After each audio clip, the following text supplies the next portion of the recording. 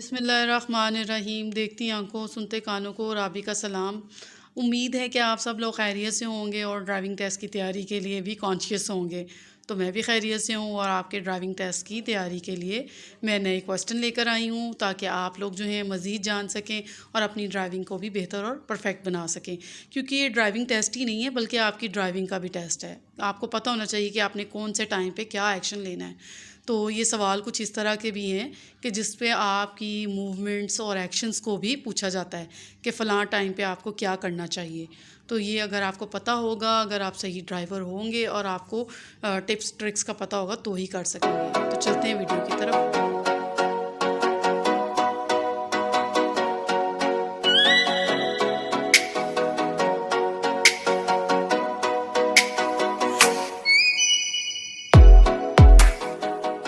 जी, तो आज का पहला सवाल है मोटर व्हीकल ऑर्डिनेंस की किस दफ़ा के तहत मोटर गाड़ी चलाते हुए सीट बेल्ट बांधना ज़रूरी है। तो आजकल क्वेश्चंस जो हैं वो सिर्फ 2 मिनट में आपने आंसर करने होते हैं सारे सवाल। तो ये इतने लंबे लंबे सवाल जो हैं आपकी फिंगर टिप्स पे होने चाहिए। आपको पता होना चाहिए कि ये सवाल क्या इंडिकेट कर रहा है और हमने इसका क्या जवाब देना है। तो जनाब, आपने सिर्फ सवाल पढ़ने में ही अपना टाइम वेस्ट नहीं कर देना। आप लोगों ने इसको फट से पढ़ना है और इसके हिंट्स को देखना है ताकि आप इसका जवाब दे सकें। तो ऑर्डिनेंस देखते हैं कौन सा है। जी जनाब, ये हमारे पास 3 ऑर्डिनेंस हैं, 69A, 89B और 89C। अगर आप इन ऑर्डिनेंस के बारे में जानना चाहते हैं, क्योंकि ये ऑर्डिनेंस बड़े इंपॉर्टेंट हैं, अब आप लोगों को इन ऑर्डिनेंस के बारे में भी पता होना चाहिए क्योंकि सवालात में पूछे जा रहे हैं। तो इसलिए हमें ये थोड़ा बहुत लॉ के बारे में पता होना चाहिए ड्राइविंग रूल्स रेगुलेशंस को जानने के लिए। तो अगर आप ये ऑर्डिनेंस जानना चाहते हैं तो मुझे कमेंट कीजिएगा, हम इन तीनों ऑर्डिनेंस को देख लेंगे। क्योंकि एक तो ऑर्डिनेंस आज हमें पता चल जाएगा, बाकी जो हैं वो हम पढ़ लेंगे फिर दोनों, ठीक है। तो चलते हैं जवाब की तरफ। जी जनाब, ये रहा हमारा जवाब, यानी कि 89C जो है इसके अकॉर्डिंग हम सीट बेल्ट पहनकर ड्राइविंग करने के काबिल होते हैं। यानी कि अगर हम गाड़ी पे ड्राइविंग कर रहे हैं तो हमें सीट बेल्ट पहननी चाहिए। और कौन से ऑर्डिनेंस के तहत पहननी चाहिए, वो है 89C। तो ये हमें फिंगर टिप्स पे पता होना चाहिए। मैंने हेलमेट के बारे में भी आपको बताया है कि कौन सा ऑर्डिनेंस है जिसके अकॉर्डिंग आप जो है हेलमेट पहनते हैं। जी, तो चलते हैं अपने नेक्स्ट क्वेश्चन की तरफ, देखते हैं क्या है हमारा नेक्स्ट सवाल। अगर दो गाड़ियां एक साथ गोल चक्कर में दाखिल हो रही हों और कोई गोल चक्कर में साइन बोर्ड ना लगा हो तो पहले गुजरने का हक कौन सी गाड़ी का है।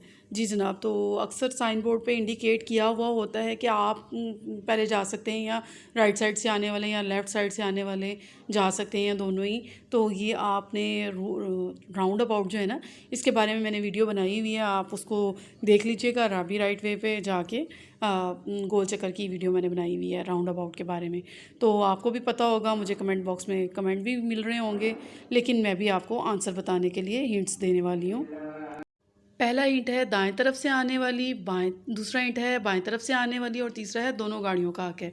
तो जनाब, दोनों गाड़ियां तो एक ही वक्त में नहीं जा सकती क्योंकि सवाल ही इंडिकेट कर रहा है। तो बाकी ये दो ऑप्शंस रह जाते हैं, इन दोनों को आप समझ लें कि राइट साइड से आने वाली का पहले हक है या लेफ़्ट साइड से आने वाली का।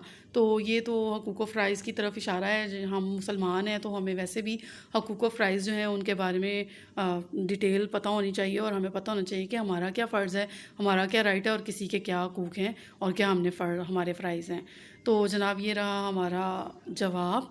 दाएं तरफ से आने वाली जो गाड़ी होती है उसका पहला राइट होता है, इसलिए आपने जब भी राउंड अबाउट पे जाना है तो आपने ये ध्यान रखना है कि अगर आप राइट साइड पे हैं तो पहले आपका राइट है, और अगर कोई और गाड़ी है और आप भी हैं तो आपने ये देखना है कि राइट साइड से आने वाली अगर गाड़ी का पहले राइट है तो आपने उनको ही राइट देना है, क्योंकि राइट साइड से आने वाली गाड़ी का ही पहला हक बनता है। तो जनाब, आपने अपने हकूक़ व फ़राइज़ जो हैं उनका बिल्कुल सही इस्तेमाल करना है। तो ये बड़ा ज़रूरी है। एक छोटी सी गलती से हम किसी की जान भी ले सकते हैं और अपनी जान से भी जा सकते हैं। तो इसलिए ड्राइविंग करने के लिए आपको फुल टाइम कॉन्शियस होके ड्राइविंग करनी है। आपको अपने राइट्स का पता होना चाहिए। तो ये बड़ा इम्पोर्टेंट सवाल था। नेक्स्ट क्वेश्चन है, ट्रैफिक सिग्नल पर सिर्फ येलो लाइट जल रही हो मुसलसल तो उसका क्या मतलब होता है। अगर कॉन्टीन्यूसली येलो लाइट जो है वो ब्लिंक कर रही हो तो हमने क्या करना है। देखा, मैंने आपको बताया था ना कि ड्राइविंग करते हुए हमें सिर्फ ये सवाल जो आप ड्राइविंग टेस्ट के लिए नहीं पास करने के लिए होते, बल्कि हमें अच्छा ड्राइवर भी बनाती हैं और हमें पता होना चाहिए कि कौन से लम्हे कौन सा काम हमने करना है। तो ये बड़ा इंपॉर्टेंट सवाल है, अगर येलो लाइट जल रही हो तो क्या करना चाहिए। तो ये रहे हमारे हिंट्स। गाड़ी को तेज़ी के साथ गुजारा जा सकता है, गाड़ी को स्टॉप लाइन से पहले रोक लें, सिर्फ बाएं तरफ मुड़ें।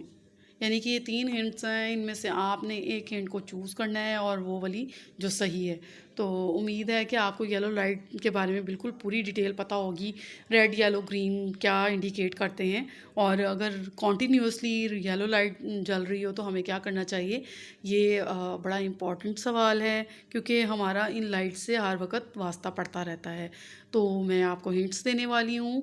देखिए जी, ये रहे मीन्स के हिंट्स आपको दे चुकी हूँ, तो अब ये रहा हमारा जवाब। गाड़ी को स्टॉप लाइन से पहले रोक लें, यानी कि अगर येलो लाइट मुसलसल जल रही हो तो हमें अपनी गाड़ी को स्टॉप लाइन से पहले खड़ा करना होता है, रोकना होता है।